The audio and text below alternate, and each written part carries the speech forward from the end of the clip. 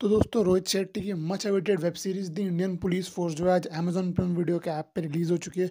और आज इस वीडियो में हम इसी सीरीज के बारे में बात करने वाले हैं, थोड़ी सी एंडिंग के बारे में बात करेंगे, सीजन 2 की पॉसिबिलिटीज के बारे में बात करेंगे और एंड में एक छोटा सा क्विक रिव्यू भी मैं आपको इस सीरीज से रिलेटेड दे दूंगा अगर आपने अभी तक इस वीडियो को अगर आपने अभी तक इस सीरीज को नहीं देखा है।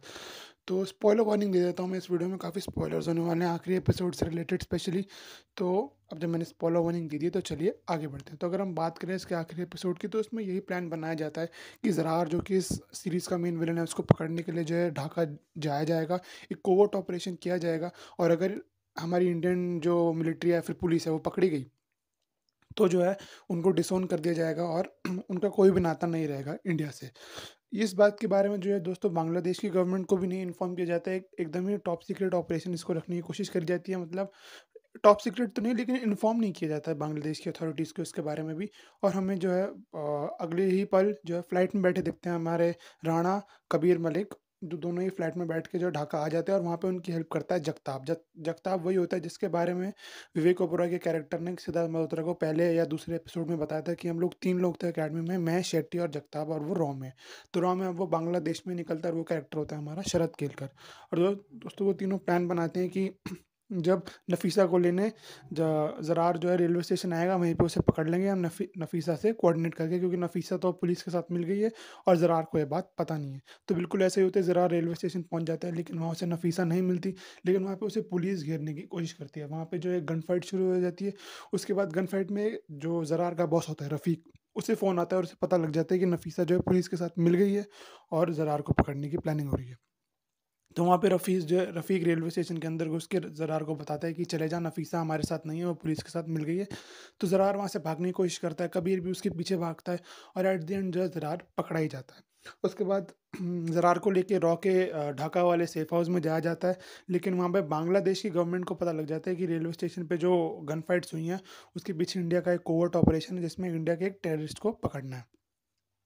उसके बाद बांग्लादेश की गवर्नमेंट जो है बांग्लादेश की इंटेलिजेंस फोर्सेस से कहती है कि देखो, इस टेररिस्ट को पकड़ने का क्रेडिट जो है इंडिया के पास नहीं आना चाहिए, यही सारी दुनिया को लगना चाहिए कि बांग्लादेश ने इंडिया को टेररिस्ट पकड़ के दिया है। तो तुम लोग इंडिया के जो हमारे सोल्जर्स आए हैं, पुलिस वाले आए हैं, उनको जो है हमारे घर में से भागने नहीं देना। तो उसके बाद यही प्लान बनता है कि भाई कैसे बांग्लादेश की फोर्सेस जो हैं वो हमारे इंडियन पुलिस वालों को और रॉ के एजेंट को रोकेंगी बॉर्डर क्रॉस करने से। और वहाँ पे हमें एक छोटा सा कार चेस सीक्वेंस देखने को मिलता है जहाँ पे एट द एंड जो है हमारा इंडिया के जो फोर्सेस और सोल्जर्स होते हैं वो बॉर्डर क्रॉस कर जाते हैं, ज़रार भी बॉर्डर क्रॉस कर जाता है।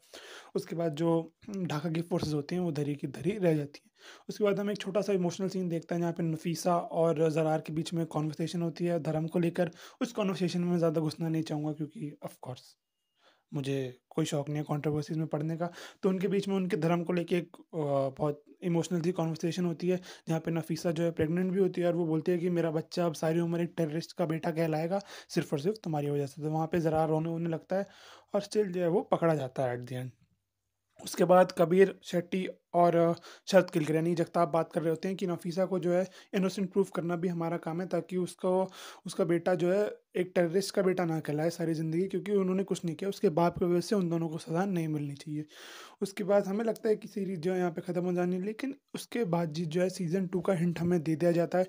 हमें दिखाते हैं कि जगताप को एक फ़ोन आता है कि रफ़ीक जो है काठमांडू में देखा गया। रफ़ीक वही है जिसने ज़रार को इन्फॉर्म किया था कि अब नफीसा हमारे साथ नहीं है, यानी कि ज़रार का बॉस है वो। तो हो सकता है उसको पकड़ने के लिए ये लोग नेक्स्ट मिशन के लिए काठमांडू जाएँ और कुछ और छोटे-मोटे विलेन्स भी हमारे सामने आएँगे, जैसे कि मतलब रफ़ीक के और भी आदमी होंगे ऑफ़ कोर्स जो कि उसको बचाने में मदद करेंगे। और हो सकता है सीज़न 2 की कहानी यही हो कि रफ़ीक को पकड़ना है और उसके मतलब उसके बीच में जो भी उसके आदमी आते हैं उनको भी पार करते हुए जाना पड़ेगा रफ़ीक को पकड़ने के लिए। और अगर बात करें कॉप यूनिवर्स के कनेक्शन की, तो भाई इस सीरीज़ में जो है तीनों सिम्बा, सिंघम, सूर्यवंशी तीनों के नाम लिए गए थे। सिर्फ़ नाम ही लिए गए, हमें किसी का कैमियो देखने को नहीं मिला। गोवा-वोवा भी गए थे तब भी हमें वहाँ पे कैमियो देखने को नहीं मिला किसी का भी, और सिर्फ़ नाम दिए गए। तब ये सीरीज़ कॉप यूनिवर्स में इंटीग्रेटेड तो है, लेकिन ऑफ कोर्स जो कि एक्टर मिक्सअप हो चुके हैं, क्योंकि जो सिम्बा में बहन बनती है वो यहाँ नफीसा बन जाती है, और जो सूर्यवंशी में टेररिस्ट बनता है वो यहाँ पुलिस वाला हो जाता है। श्वेता तिवारी भी हमें इसमें भी देखने को मिली, और सिंघम 3 में भी उनका कुछ रोल है।